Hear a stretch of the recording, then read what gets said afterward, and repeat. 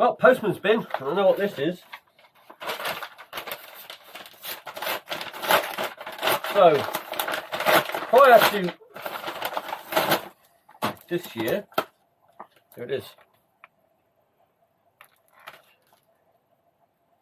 It's a VHF marine radio, basically. It's for, obviously, being able to call for help if need be, or just for a chat, you know. But no, I had one of these on my boat. Actually, it was a bigger one than this, but they are getting smaller as the years go on. I had another one. I had a Cobra, and prior to that, I had an Icon.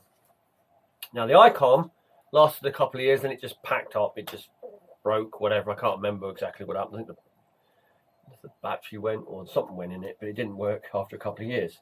Then I had a Cobra. Now the Cobra lasted for years. I mean, when I say years, this thing, I charge it up, I take it out of the boat, and at the end of the year, I bring it in, put it back on charge, and it was always fully charged. So anyway, I used to put it on, give it a, you know, just a boost up, and then take it out, check it every year, and it was fine. And that sat on the boat for years and years. And then this year, when I brought it back, it didn't work at all. It's just completely dead. It seemed to charge up, but there was just nothing, and I haven't been able to get it to working. So I decided, well, it was getting really old anyway. It's time for an upgrade. So I went out and just bought this one. Now, I've only got a cheap one. This is like called a Moonraker. It's an MHR 100. Now, I looked up on the reviews on this on different sites, and the first one I looked up, and it ranked the 10 best handhelds for 2022, and this one came out number 1. I was like, well, mate, I saw that. I thought, I'll check a few others. Anyway, there was a lot of other sites, and it was coming out in the top 5. So there you go. I thought that'll do. I'll grab that. Now the thing is, I don't use one of these more than that. What I do with this is I keep it on the boat for those emergencies. Now, in all the rescues I've ever done of boats sinking, picking up shipwreck survivors, all this kind of stuff that's happened over the years, I've never actually used one. I've never needed to. I've never needed to radio in. I've always managed to do what I needed to do. And not only that, when you go into action, you tend to just get on with the job at hand. And, you know, this is like last resort for me. Or if I see something or something out there where I can't handle that situation, of course, then this comes in useful. So anyway, this basically comes out the boat as a safety thing. I keep this on the boat. I charge it up. I check it every so often. And yeah, it's just kept on the boat as a safety thing in case I ever have an emergency of any form where I will need to use this. And like I say, this is just a cheap one. I didn't want to spend loads on it because, like I say, I've never actually really used one. When I say I've never really used one, I've never sat there not having a chat with anybody on it or anything like that. It just sits in the boat purely as a safety thing. Now, some people, it's surprising actually how many people, not how many, but some people that come onto the channel and accuse me of not having life jackets, not having radios and all this stuff. Just because they can't see it, they don't think I have it. But I have all the equipment. I've actually got around 4 life jackets. My coat's flotation jackets, so that's why I don't actually wear the life jacket, because I have a flotation coat on. The jackets are kept on the boat for added buoyancy, or if anybody comes out in the boat, then they get offered a life jacket. They can use one if they want. That's what that's all about. And I carry VHF radio, and I carry a waterproof phone. I specially bought a waterproof phone, which is always on me at all times in case I end up in the drink. Then I can either phone up whoever, emergency services, or just the quickest thing would be to phone a fisherman up that's in the area and tell him that you're in the water. And I've already agreed this with some of the other fishermen anyway about that they've got the same sort of system going. So yeah, we do have all the equipment. You just don't see it because it's kept tucked away, out the way of getting wet, because we don't want it exposed. Obviously, my boat is very exposed, and you don't want all that equipment out in the open, going rusty, going rotten, and being useless when you come to use it. So anyway, so yeah, let's have a quick look at it and see if it's any good. So this one's interesting because this one actually comes with the batteries, as opposed to ones that you just literally has like a battery pack kind of thing. It's probably not sure. What's interesting actually is it comes with those, and I actually have a whole stack of these somewhere. In fact, I think they're over here. And they're all rechargeable, so I'm assuming they're probably all the same. There you go. I've got loads of spares. They're all rechargeable, so I bought a whole load of them a while back for my lamps, that kind of thing, when I'm fishing. But we got these, and I think they're all the same. Yeah, they're all 1.2, so that's fine. Now, I do have a waterproof bag for this. This is actually water. I say waterproof. It's water resistant, obviously, and it can withstand being down below I think it's 1 meter for 30 minutes or something underwater.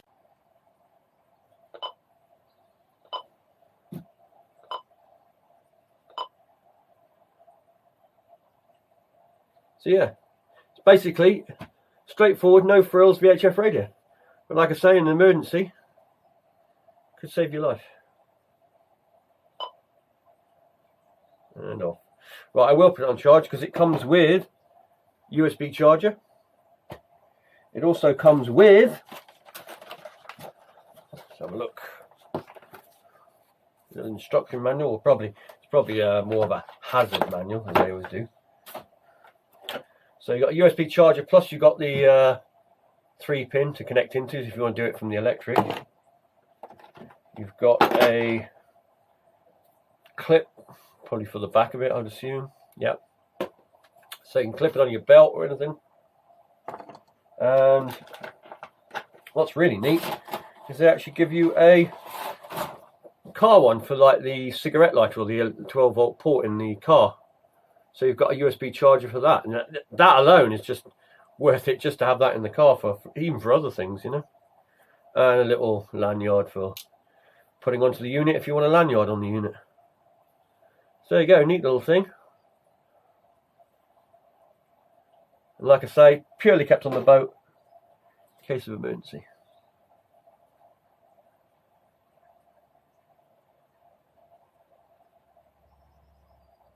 Okay, it says warning.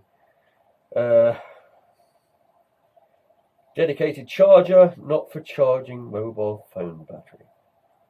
Yeah, well, I don't charge my phone from the car like this anyway, so input 329, output 12.8 volts. So it's pushing out at 12. So yeah, you wouldn't want to charge anything unless it was 12 volt. Even though that's 6 volt. So how does that work? 6 volt? Yeah, 6 volt. Oh well, never mind. Like I say, I won't be charging it from the car anyway, because none of this stuff will be any use for it, because I'll be using well, I'll be charging it at home basically, and taking it out, and then I'll just check it every so often, make sure that it holds the charge. So I was just in the process of sorting everything out in here, like sorting out all the new lines and braids and all the fishing tackle, trying to get it clear so I can get into this corner and that. And then I suddenly decided to start something else. You know how it goes. So what I'm doing is I'm just making up another crab wheel. Now we call them crab wheels here. They're basically a drop net, baited drop net. You catch crabs and lobsters and different things like that. And at the moment I'm just putting a string all the way around, like so. So you've got a string in there, which is a stronger string. And then I found my baiting needle, or one of them. So I'll be taking that and loading it up with this, this is basically just cotton. It's thicker than obviously normal sort of sewing cotton, but it's cotton string, twine. And then I'll just make a net inside it, make the holes not too big for this one, so that lobsters don't fall through it.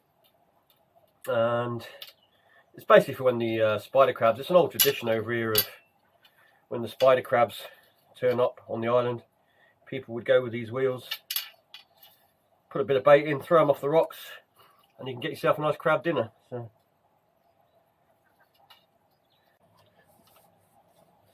thing about using the cotton, I mean, I know it will rot, which might not be a bad thing on occasions, but it's unlike the crab pot net, and the crab pot net's quite heavy, or some of it can be, and it's very springy, so it can spring up in the wheel. Whereas with this sort of cotton, it'll get wet and it'll just settle down nicely on the bottom. Well, you're still catching both ways with the with the crab pot net as well. The crab pot net, just sticking crab pot net is a quick way of doing it. But this is quite good if you've only got a ball of string. And you don't need to have a netting needle, you can just do it with the string. You just have to cut it in lengths and we'll put it on a stick. Just wind it onto a stick.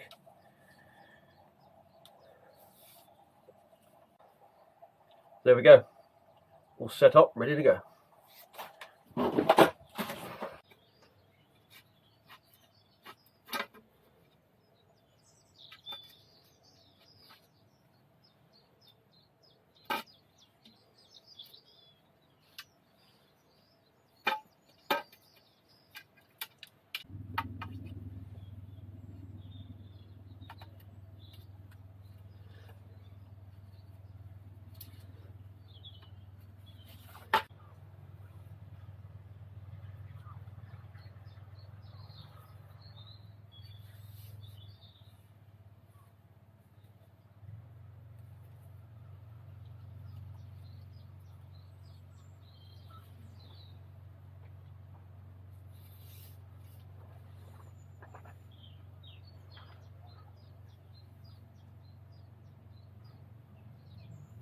There you go, finished.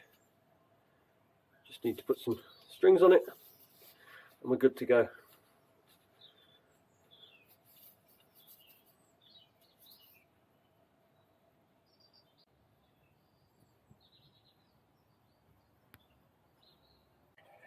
Right, so now we've got a bit of footage from the end of last year. It's some crab potting.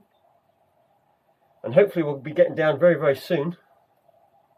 I'm just holding off a little bit because I know there's possibly 3 low pressures coming in one after another. So, and I think it's going to get pretty windy. We'll see.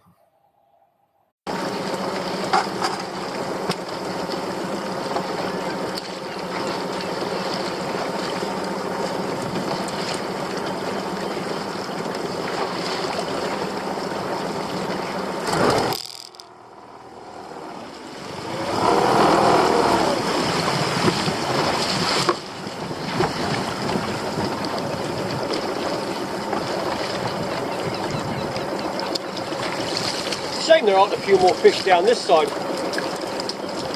along the cliffs and that, because it's a much more scenic area to fish. You know, it's nice looking at the wildlife or the birds and things. When you're out at sea on these other marks, it's so sort of barren out there. I mean, it's still nice, but it just hasn't got that, you know.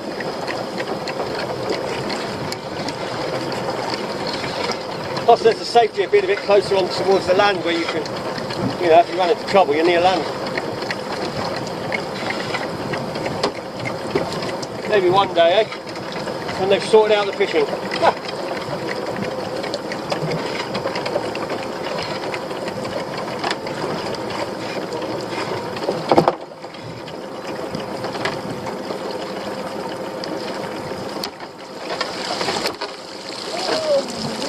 Small ones again. Thought we might have had one then, but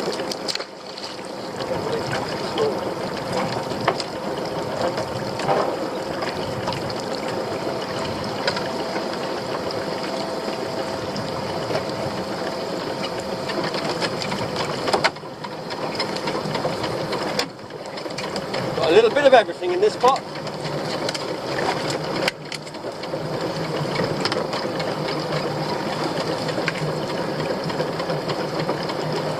Every pot's a surprise. Normally the surprise is, oh, there's nothing in it.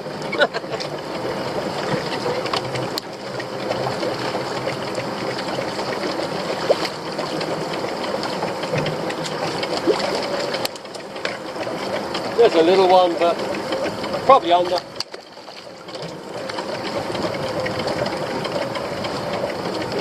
Grab the nail up to way down.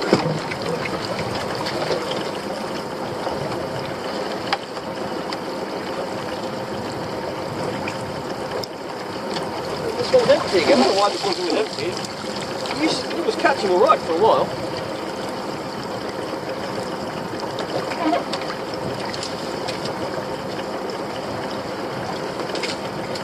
This neck is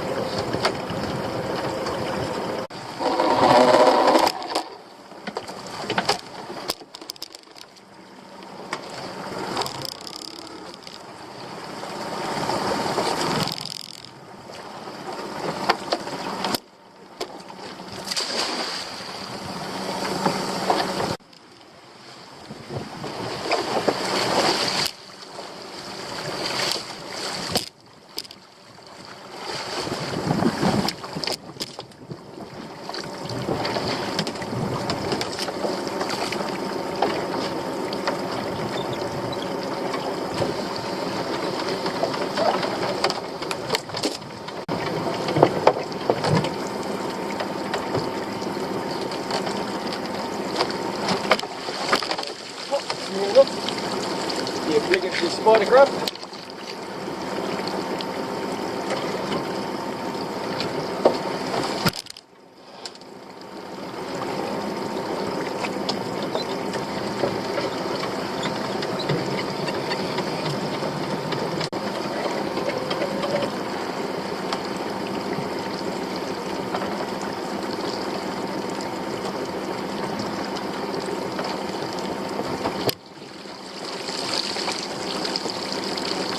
Do it. Oh no, there is a lobster in there. For a minute there, I didn't think there was. There is.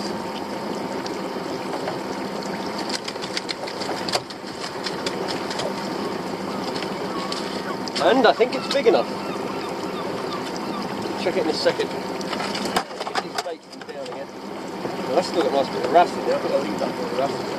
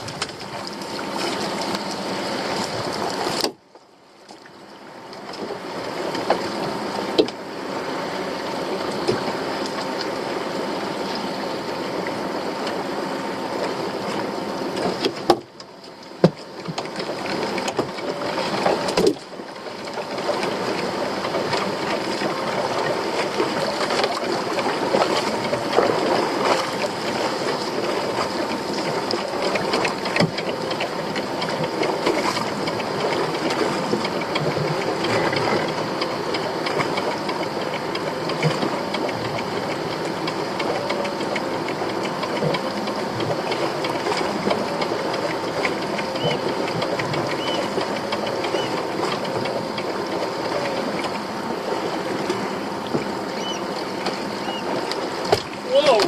Look at the little pot, kid. Holy cow, I wasn't expecting that. Just shows you don't need a big pot. Look at this pot. Look at that. The size of that one. And if you think that one's good, what about that one? Absolute beauty.